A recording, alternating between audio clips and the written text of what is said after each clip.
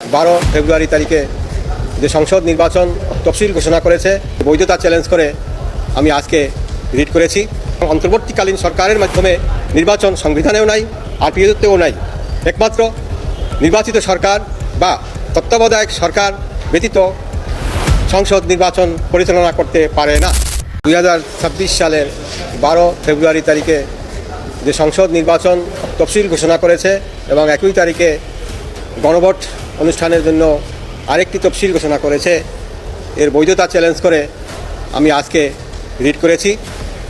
আমি 2024 সালের নির্বাচনের তফসিলও বৈধতা চ্যালেঞ্জ করে রিট করেছিলাম। 2018 সালের তফসিলও বৈধতা চ্যালেঞ্জ করে রিট করেছিলাম। 2014 সালের নির্বাচনের তফসিলও ঘোষণা রিট করেছিলাম।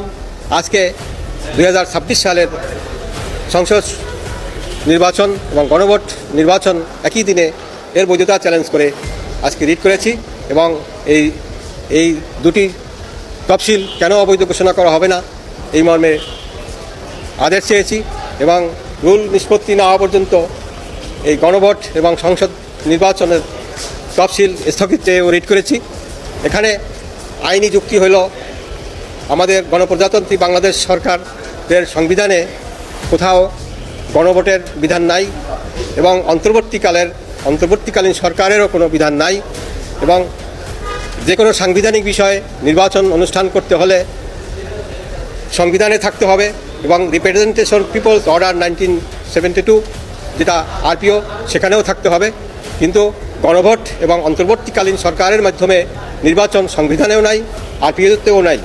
একমাত্র নির্বাচিত সরকার বা তত্ত্বাবধায়ক সরকার ব্যতীত সংসদ নির্বাচন পরিচালনা করতে পারে না। এদিকে রাষ্ট্রপতি মোহাম্মদ শাহাবুদ্দিন চুপ্পু বর্তমান নির্বাচন ও প্রশাসনিক কর্মকাণ্ড নিয়ে প্রকাশ্যে খুব একটা কথা না বললেও গণমাধ্যমের এক সাক্ষাৎকারে তিনি স্পষ্ট করে জানিয়েছিলেন, জনগণের সমর্থন ছাড়া কোনো ব্যক্তি বা সরকার বাংলাদেশের সংবিধান অনুযায়ী দায়িত্বে থাকতে পারে না। এমন সরকারের অধীনে অনুষ্ঠিত নির্বাচনও বৈধ নয়। আমাদের সংবিধানের যেটা কেয়ারটেকার গভর্নমেন্টের কথা তারা বলতেছে, সেটা কিন্তু পঞ্চদশ সংশোধনীর মাধ্যমে 58C of the Constitution has already been annulled, সেটা অলরেডি বাদ পড়ে গেছে। এখন সেই জায়গায় যাওয়ার আর তো কোনো সুযোগ নাই। আমি রাষ্ট্রের প্রধান হিসাবে আমি মনে করি যে এখানে সেই পরিস্থিতি তো নাই যে ওই 58C 58 সে কেয়ারটেকার গভর্নমেন্টের সেই কনসেপ্টটা এত বছর পরে আবার ওখানে নিয়ে আসবে। যেহেতু তারা মনে করে যে আওয়ামী লীগ 2/3 মেজরিটি আছে, তাদের উপর চাপ সৃষ্টি করলে এটা করা যাবে। যখন এটা 58C করা হয়েছে, এরপর যে জাজমেন্টটা হয়েছে পরিষ্কার করে দেওয়া হয়েছে ওখানে যে অনির্বাচিত কারো দ্বারা কোনো সরকার বৈধ নয়।